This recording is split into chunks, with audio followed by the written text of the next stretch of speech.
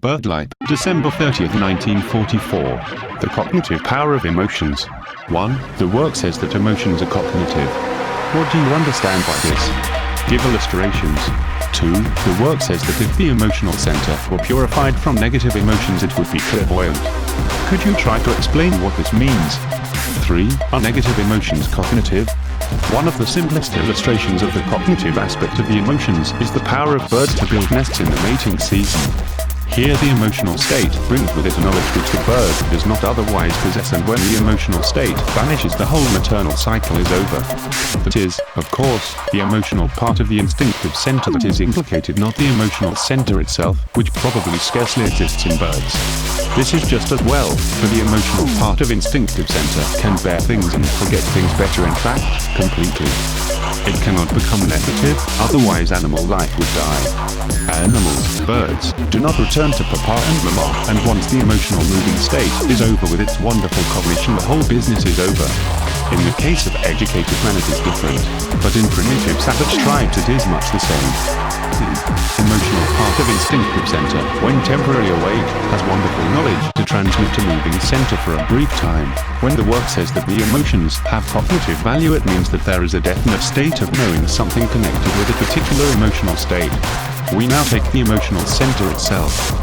To understand that there is a definite state of knowing connected with emotions, let us remember that knowing is not thinking.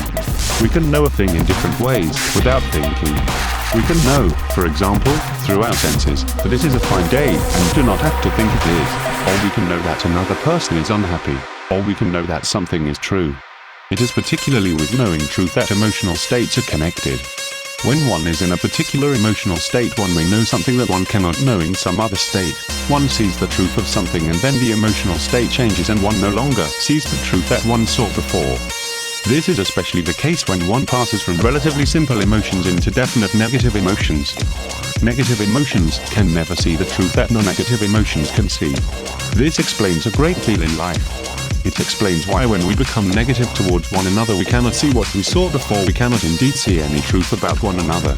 I will quote 1 or 2 passages from your answers about seeing truth emotionally. 1. I understand by the work saying that emotions are cognitive that one's knowing is of entirely different quality when mental center is reinforced by emotional center.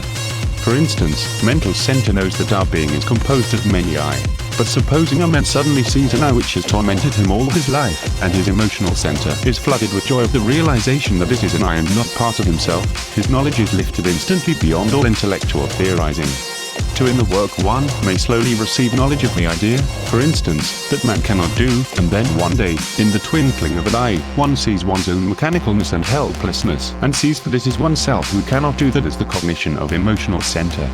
3. In doing these replies to questions I have felt occasionally that one is tapping along with the stick of one's mind, as a blind man taps his way with his stick, tapping away against some wall of knowledge and getting some sort of guiding response, and then suddenly one taps and gets no response. The wall has fallen away and one is faced with a void. It is no good thinking any further, because one has nothing to think further with, and one's mind begins to go round and round in a circle. One leaves it. Then, often sometime later, with no further thought given to the question as far as one is aware, one finds suddenly that one knows something about it without knowing whence the knowledge came. Does intellectual center continue working in some part of itself without one being aware of it, or when one's mind stops its tapping, can emotional center work? As regards this last example and others to the same effect, I would say that when you put your thoughts together in order and think from the work from different sides, a moment often comes when all these efforts at thinking are joined together into a new meaning. This is the work of the emotional side of us. Whether the emotional part of intellectual center or the emotional center itself does not matter here. When people only have confused and scattered ideas of the work, that is when they do not work on the knowledge line of the work cannot act on them properly, because they do not seek by their own efforts to bring together the ideas of the work through any concentration of thought. You have all heard that you must build the work up in the minds first, and that then it acts as a new transmitting machine. Remember that this work is to make us think in a new way. If you never really make this effort, the work remains at a distance from you as something on the blackboard. When it is said that the emotions are cognitive, it means that through certain feelings you know certain things. Ordinarily people think the emotions are blind in regard to knowledge. The object of this work is to awaken the emotional center through changing the mental center. As it is glued to the senses and the world, the mental center misleads the emotional center and so cannot awaken it. When the tree of the work is planted in the mental center, the emotional center begins to recover itself, to awaken. The work is not about life and the world, but about a certain way of thinking about life and the world. For this reason, microet, or change of mental thinking, is the first step necessary to restore the emotional center to its proper working and to its different forms of clairvoyance. As long as you think in the same way as you always think, as long as you do not think from work ideas, from knowledge of the work, your emotional center will act as a rule from the way you think habitually or mechanically. This is one of the first secrets to grasp. The ideas of the work are designed to awaken the emotional center. But if you think in terms of making internal accounts, if you think in the ordinary way, that is, from the senses, if you imbibe the opinions of others only, the emotional center must remain practically dead. The mental key is of the wrong shape and cannot open the right emotions. I advise you all to think about the ray of creation and the side octave from the sun. As regards clairvoyance, this is a very big subject to discuss, and I will make only one or two comments. Clairvoyance is a certain kind of unusual cognition. It is really of two kinds. One kind is knowing something about somebody or something entirely unconnected with oneself, and the other is knowing something about someone personally connected. Clairvoyance really means clear seeing. One can think of it as the cognitive, emotional seeing of the truth about something or someone. The emotional centeredness, however, is only very rarely clairvoyant, and usually in such a mixed way and so often wrong that the result is useless. To purify it, the acquired negative part of the emotional center must be lessened in its power and not made to take the chief place in our emotional lives. Roughly speaking, as we are, it is central in us, particularly in regard to such inner life as we have and what sense of ourselves we have. The purification of the emotions begins with work on the self-emotions arising from the false personality. The impurity of our emotional states is due largely to pretense, to meritoriousness, to falseness, to all sorts of forms of showing off, to self-deception and insincerity.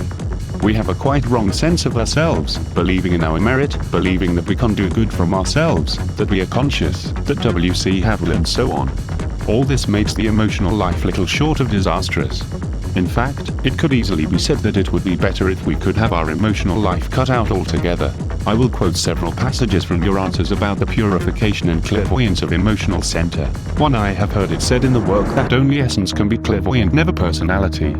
And young children are sometimes clairvoyant and lose this faculty when personality forms. 2, is it possible that emotional center with its finer hydrogens is capable, when purified from negative emotions, of transcending the laws of space and time, which is what clairvoyance appears to mean? Thus at times emotional center can visualize something happening at a distance, particularly if someone with whom it has a strong emotional connection is concerned.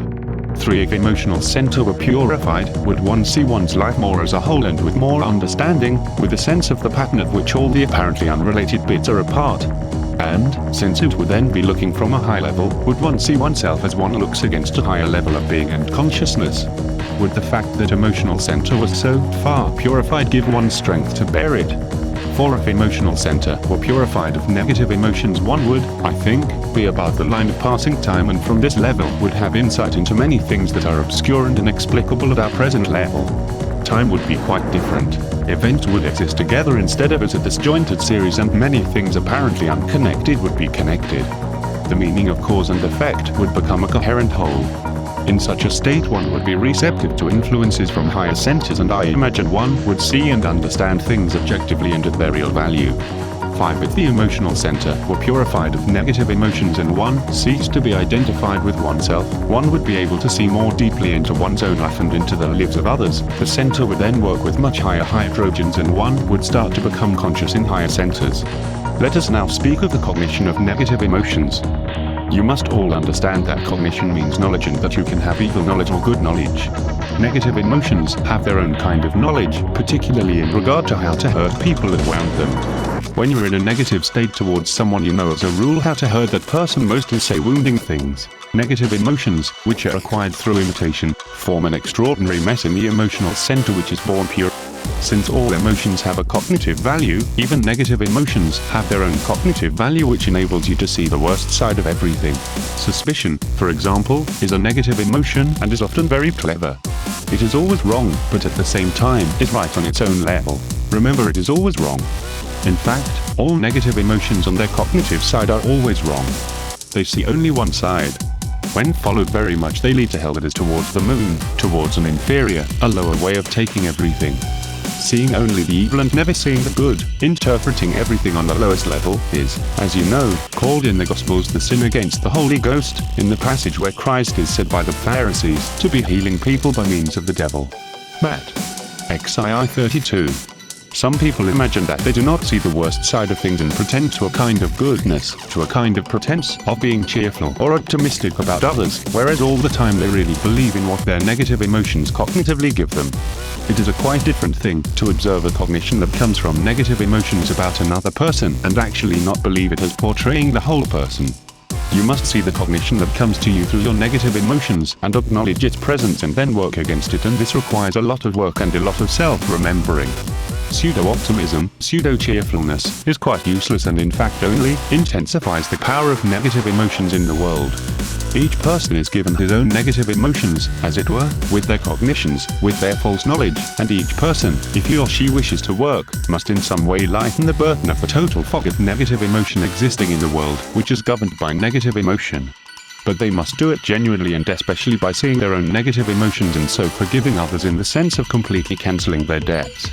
In every case, negative emotions can only see half-truths. For instance, a person who is negative and who reports what someone else said may actually report what the person said but leave out one or two things and also leave out the way in which it was said, the intonation, and so on. So he or she makes a dark picture, a lie. You will remember talks about lying and how the first form of lying is always putting things to your advantage, slightly twisting what happened, as when a person says, "I says to her."